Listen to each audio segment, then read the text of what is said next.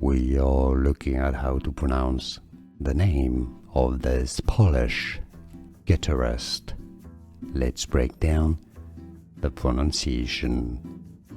In Polish it's said as Marcin, Marcin, so this is why in English his name is often said as Marcin, Marcin, from Polish Marcin.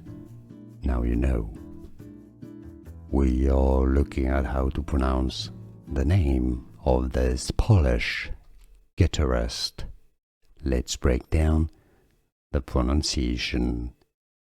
In Polish it's said as Marcin, Marcin, so this is why in English his name is often said as Marcin, Marcin, from Polish Marcin. Now you know. Here are more videos on how to pronounce more confusing words and names too many mispronounced. Like this video if you found it useful. I appreciate your support. I'll see you soon and thanks for watching.